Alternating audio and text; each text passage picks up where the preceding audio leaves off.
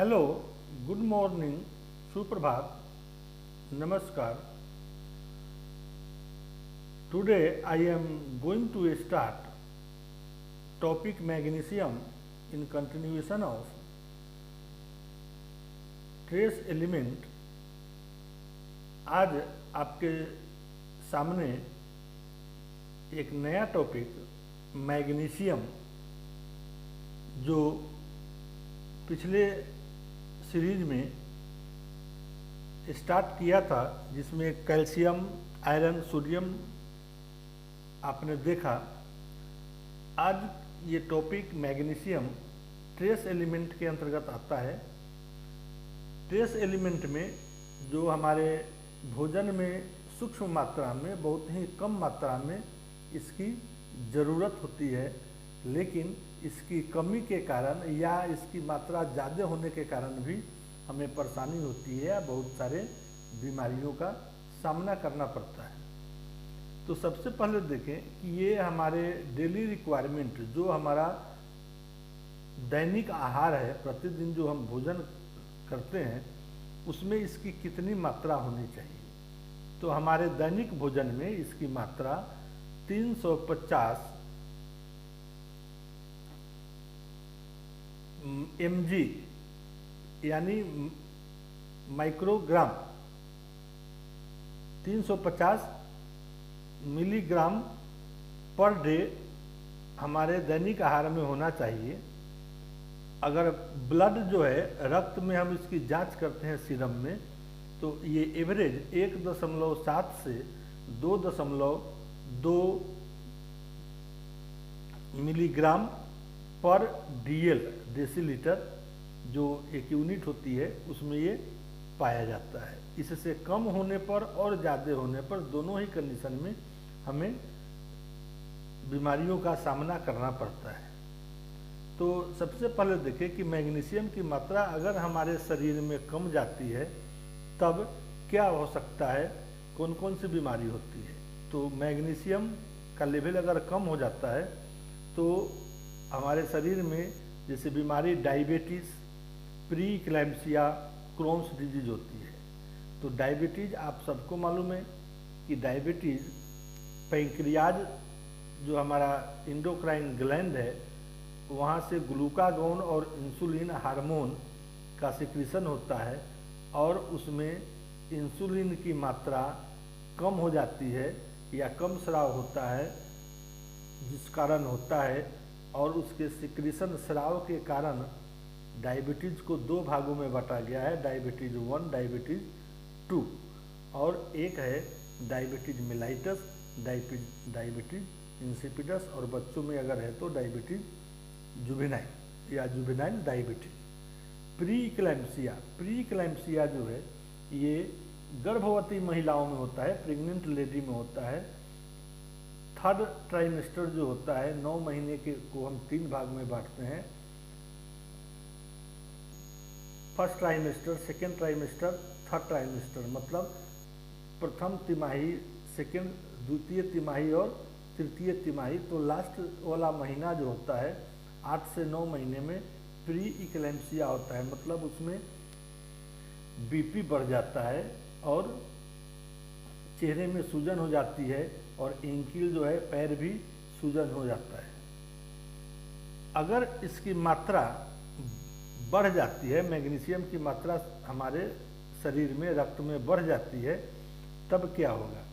Muscle weakness, मांस जो है उसमें कमजोरी, कन्फ्यूजन, यानी कि पढ़ाई में ध्यान न लगना, याद न रहना, या कोई भी डाटा अभी पढ़ा और फिर गलत बोल रहा है.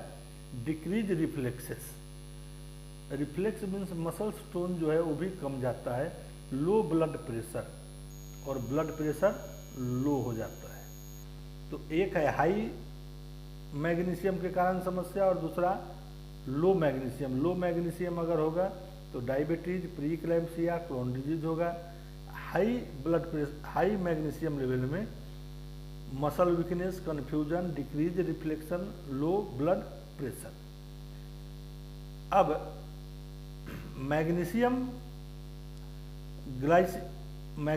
Glycinate supplement, magnesium glycinate supplement can improve sleep. नींद की कमी जो है या नींद की स्थिति को ये सप्लीमेंट करता है। इसके सोर्स जो है मैग्नीशियम के हमारे डाइट में लीफी वेजिटेबल्स, आम, मैंगो, अभी के समय में सीजन में आम है, कच्चे आम और पके आम में भी मैग्नीशियम प्रचुर मात्रा में पाया जाता है। और इसके बाद ये अभी कम अगर हो रहा है, किसी की भी अगर समस्या है तो पहले हम जांच कराएंगे और तब मेडिसिन जो है एलोपैथी में, आयुर्वेदिक में, होम्योपैथी में, यूनानी में भी इसके सप्लीमेंट है, वो मेडिसिन हम एज सप्लीमेंट देते हैं। सप्लीमेंट देने से पहले ये देखते हैं कि मैग्नीशियम की लेवल शरीर में कितना कम है, उसके अनुसार उसका डोज डिटर्मिनेशन करते हैं। इस प्रकार इस श्रृंखला में हमने देखा आयरन, कैल्शियम, सोडियम, मैग्नीशियम और सारे ट्रेस एलिमेंट है जैसे फास्फोरस, पोटासियम, कॉपर, सेलेनियम, इस सबों का हमारे शरीर में रक्त में सामान्य मात्रा जितना नॉर्मल चाहिए उतना होना चाहिए। अगर इससे कम होता है या ज़्यादा होता है तो दोनों कंडीशन में हमें बीमारियों का सामना करना पड़ता है। इसलिए कभी भी कोई समस्या अगर हो तो इसका जांच कराएं और लगभग 30 साल के उम्र के बाद साल में एक बार सीरम, इलेक्ट्रोलाइट या इससे संबंधित जो बीमारी है उसके अनुसार अपने चिकित्सक के सलाह के अनुसार हम जांच कराएं। और सामान्य रूप से अगर हमारा भोजन संतुलित भोजन रहेगा और सीजन के अनुसार होगा तो हमें बीमारियों से सामना कम होगा। हमारे भारत देश में अभी भी भोजन को लोग पेट भरने के लिए खाते हैं, जबकि भोजन उम्र, काम, सेक्स और रीजन के अनुसार होना चाहिए। हर एक रीजन में अलग अलग प्रकार के हैं, जैसे आपका पंजाब, राजस्थान, गुजरात, महाराष्ट्र, इन क्षेत्र में जो पानी है वो पानी में फ्लोराइड का मात्रा ज़्यादा है, कैल्शियम यहाँ ज़्यादा है। तो ये आदमी अगर दूसरे रीजन में जाते हैं तो फिर इन्हें कैल्शियम में समस्या हो सकती है। तो हमारे डाइट जो है अलग अलग क्षेत्र के अनुसार और सीजन के अनुसार है। जैसे मजदूर वर्ग में देखते हैं कि चावल के सीजन में दोनों शाम वो चावल खाते हैं, भात खाते हैं, लेकिन उनको भात और रोटी खाना चाहिए। जहाँ मक्के का क्षेत्र है, मक्के का उत्पादन होता है, वहाँ वो ज़्यादा मक्के खाते हैं। तो एक बार में एक ही खाद्य पदार्थ या भोज्य पदार्थ जो है उसका सेवन न करें। एक दिन में 1 दर्जन केला खा लेने से उन्हें पोटासियम या आयरन का सप्लीमेंट नहीं मिलेगा। ये प्रतिदिन हमारे भोजन में नियमित रूप से होना चाहिए। और हमारा जो भी धर्म है, जो त्यौहार है, उसको ध्यान में रखें। धर्म और त्यौहार भी जो बनाया गया है ये सोच करके बनाया गया है। तो हम अपने भोजन को अपने धर्म, त्यौहार, सीजन, रीजन, उम्र के अनुसार करें। सामान्यतया घरों में ये देखा जाता है कि एक प्रकार का भोजन बनता है और वो नवजात शिशु यानी 1 से 2 साल 3 साल का उम्र जो है उसको भी वही भोजन दिया जाता है, वयस्क को भी दिया जाता है। तो घर में भोजन बनाते समय ये ध्यान रखें कि कौन सा भोजन किसके लिए ज़रूरी है। इसमें कुछ बदलाव को करते हुए हम कर सकते हैं। ये वीडियो कैसा लगा आप हमें ज़रूर बताएंगे।